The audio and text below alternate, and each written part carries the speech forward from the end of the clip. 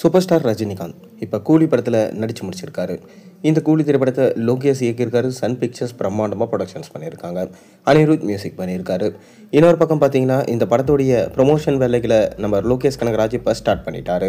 தொடர்ந்து இந்த படத்துடைய ஃபஸ்ட்டு சிங்கிள் சாங் 25ஆம் தேதி வரும்னு சொல்லிட்டு நேற்று சின்ன கிளிம்ஸ் வீடியோ மூலமாக அனௌன்ஸ்மெண்ட் பண்ணியிருந்தாங்க.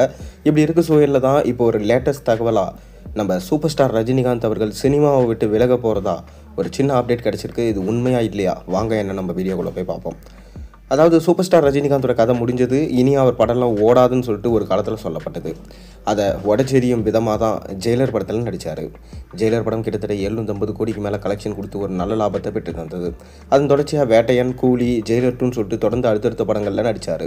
இப்படி இருக்கும் சூழலில் தான் இப்போ கூலி படம் ரிலீஸ் ஆக போகுது. ஆகஸ்ட் 14 பிரம்மாண்டமாக ரிலீஸ் ஆகுது. இந்த படம் லோகேஷ் இயக்கியிருக்காரு. சன் பிக்சர்ஸ் பிரம்மாண்டமாக ப்ரொடக்ஷன்ஸ் பண்ணியிருக்காங்க. மேலும் இந்த படத்தில் சூப்பர் ஸ்டாரோட சேர்ந்து ஷோபின் ஷாக்கர், உபேந்திரா, நாகார்ஜுனா, ஸ்ருதிஹாசன், சத்யராஜ், அமீர் கான் போன்ற மிக முக்கியமான நடிகர்கள் நடிச்சிருக்காங்க. பேன் இந்தியன் படமாக உருவாகியிருக்கும் இந்த படத்தின் மீதான எக்ஸ்பெக்டேஷன்ஸ் ரொம்ப அதிகம். கிட்டத்தட்ட 1000 கோடிக்கு மேலே தமிழ் சினிமாவில் முதல் கலெக்ஷன் கொடுக்க போகிற படம்னா அது கூலி என்று சொல்லப்பட்டு வருது.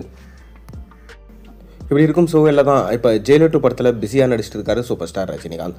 ஒரு பக்கம் சூப்பர் ஸ்டார் ரஜினிகாந்த் மேலே விமர்சனங்கள் நிறைய வந்து தான் வருது. படத்தில் அவர் 60 நாள் கால் ஷீட் கொடுத்தாருன்னா 20 நாள் தான் நடிக்கிறாரு.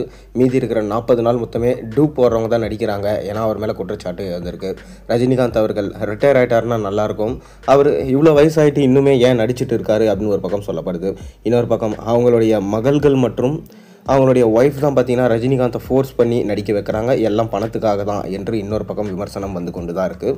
ஆனாலும் சூப்பர் ஸ்டார் ரஜினிகாந்தோ ரசிகர்களுக்காக தான் நான் படம் நடிக்கிறேன், ரசிகர்களுக்காக கண்டிப்பாக எவ்வளோ நேரம் வேணாலும் எவ்வளோ காலம் வேணாலும் நடிப்பேன், டூப் இல்லாமல் தான் நடிப்பேன் அப்படின்னு ரஜினிகாந்தே சொல்லியிருந்தார். ஆனால் லோகேஷ் கனகராஜோட படத்தில் ஃபுல்லாகவே டூப்பு தான், ரஜினியே கிடையாது, அவருக்கு எதிர்க்கு 200 கோடி என விமர்சனங்கள் இருந்து கொண்டு தான் இருக்குது. இப்படி இருக்கும்போது தான் தலைவர் 173 படத்துக்காக அவர் கதை கேட்டுக்கொண்டு தான் இருக்காரு என சொல்லப்படுது. ஆனால் இன்னொரு பக்கம் என்னென்னா சூப்பர் ஸ்டார் ரஜினிகாந்த் கொஞ்சம் ஓய்வு எடுக்க போகிறாராம்.